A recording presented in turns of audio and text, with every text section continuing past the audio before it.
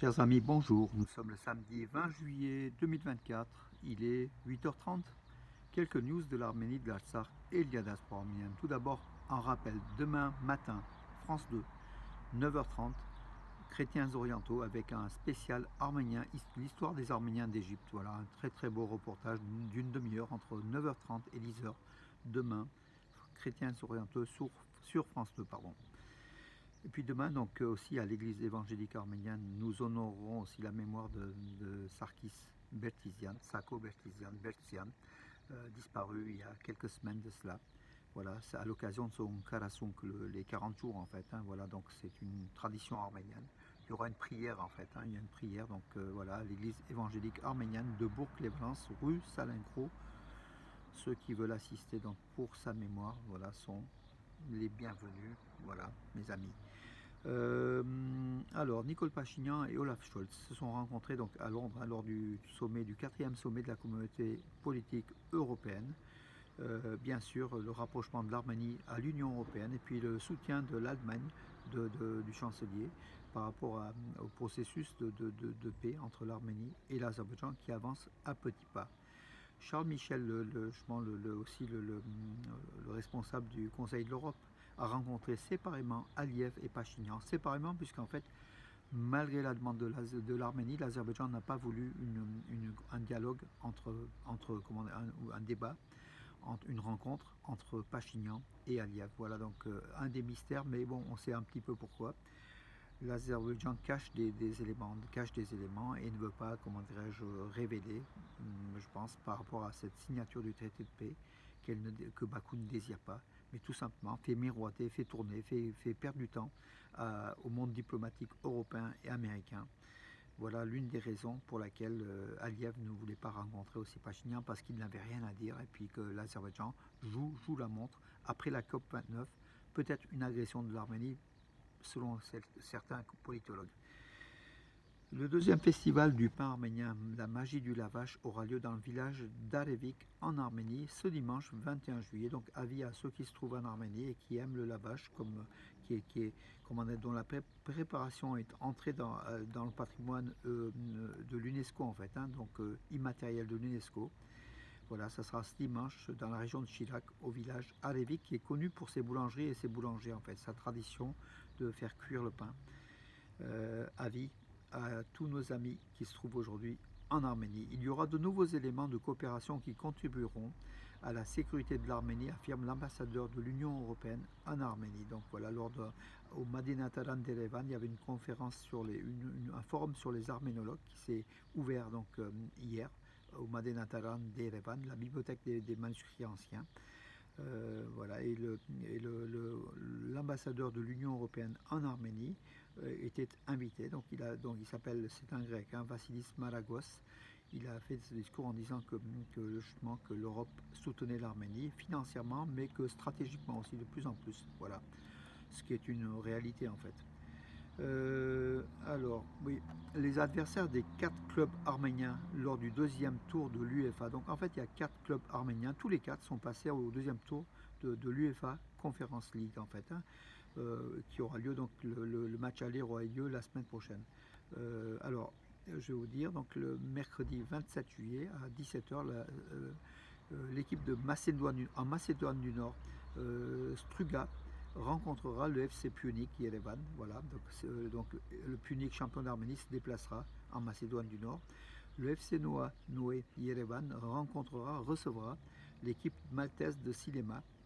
Ça sera le jeudi 25 juillet à 18h. Le jeudi 25 juillet, toujours à 18h45, Zimbru, en Moldavie, le club moldave, accueillera Ararat Armenia Yerevan.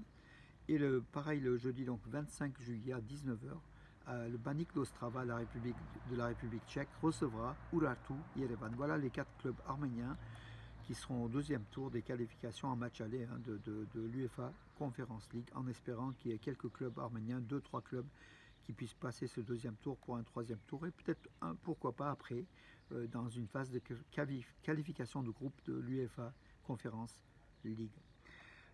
Entre-temps, donc, la Maison de l'Arménie fonctionnera en Arménie pendant les Jeux Olympiques de Paris 2024. Ça sera au siège de l'UGAP en fait, hein, où le public pourra rencontrer les champions arméniens, les 15 sélectionnés arméniens pour les JO de Paris 2024, dont la cérémonie d'ouverture se réalisera vendredi prochain.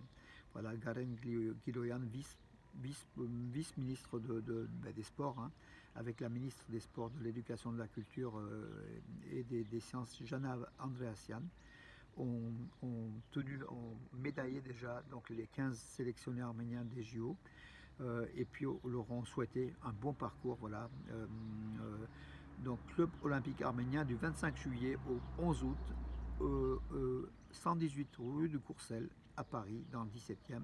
Le lancement le 25 juillet à partir de 15h, donc à vie. Donc vous verrez toutes les informations sur mes pages Facebook ou sur armenews.com, Nouvelles d'Arménie magazine, qui est le premier site des Arméniens d'Europe occidentale, tant par sa fréquentation, plus de 200 000 visites par mois, et puis que par sa dimension de l'actualité qu'elle donne tous les jours. Tous les jours, moi je mets de nombreux articles tous les jours. C'est un site de référence, allez-y aussi, hein, voilà. La panne géante donc, de Windows a également affecté l'aéroport international Zvartnots d'Yerevan. Donc voilà, où quelques vols n'ont pas eu lieu à cause justement de Windows, de ce programme qui a, donc vous le savez, donc qui a, comment dirais-je, au niveau d'une certaine relecture a failli, donc voilà, et a disjoncté quelque part par rapport à un logiciel qui est installé dessus.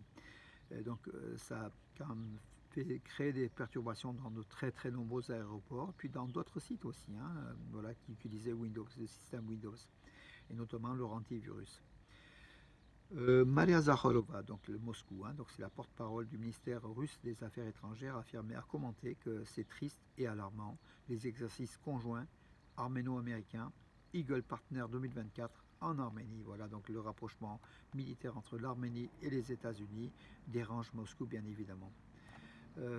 Alors, dans le nouveau manuel d'histoire russe, alors c'est du révisionnisme, hein. Garry Kasparov, le champion arménien donc de l'Union ex-Union soviétique, né d'une mère arménienne Kasparian, donc il a pris le nom Kasparov, hein, par rapport à sa mère, et son père Gilles Weinstein, qui était aussi un juif, hein, donc voilà, qui est né à Bakou, Kasparov, quoi, réfugié en Russie, un opposant à Poutine. Aujourd'hui, son nom disparaît des tablettes de l'histoire. Étonnant, donc c'est étonnant qu'on fasse disparaître. On croirait l'époque stalinienne, où des gens qui existaient et qui disparaissaient dans la Pravda ou dans d'autres.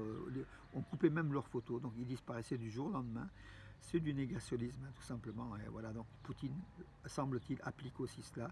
Kasparov a disparu dans les tablettes. Il a été champion du monde, voilà, et il n'est pas du tout cité dans le livre d'histoire dédié aux champions du monde de l'ex-Union soviétique et de Russie. Bakou réagit aux propos de Macron qui donne des ailes à l'Arménie. Donc selon Bakou, officiellement, ça donne des ailes à l'Arménie, l'armement de l'Arménie, militaire de l'Arménie par la France.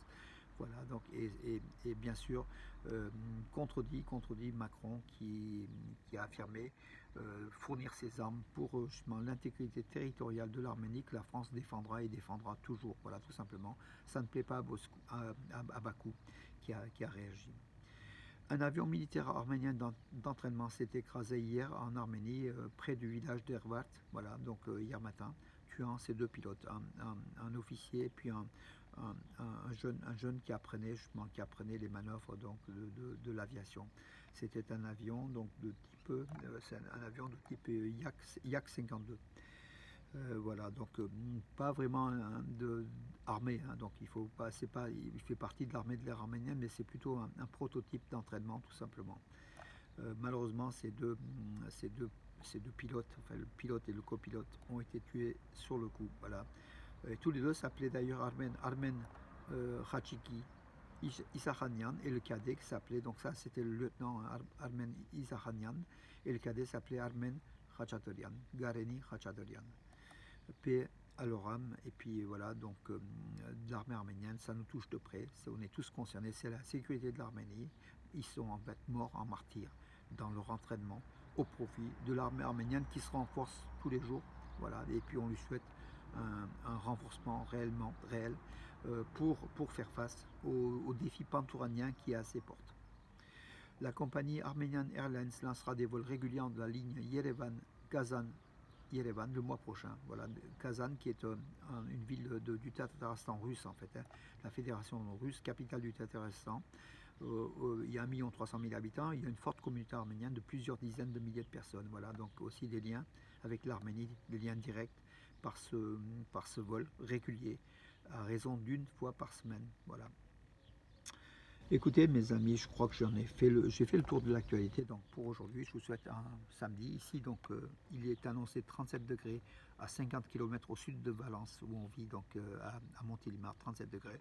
Si c'est 37 à Montélimar, ici c'est 36, à peu près, il y a 1 degré d'écart, canicule, mais bon, c'est l'été, on va pas s'en plaindre, l'été il fait chaud, l'hiver il fait froid, normalement, puisqu'aujourd'hui il y a plus on n'est plus dans la normalité avec ces changements climatiques, comme je l'ai déjà dit, hein, et qu'on est étonné qu'il fasse chaud l'été, et on est étonné qu'il fasse froid l'hiver, ou qu'il fasse pluvieux, enfin bon, écoutez, en tout cas, passez une bonne journée, mes amis. Demain matin, 9h30, France 2, foi et tradition des chrétiens orientaux avec les Arméniens d'Égypte. Regardez, c'est très très intéressant. Voilà mes amis, je vous donne rendez-vous à demain et bonne journée de samedi.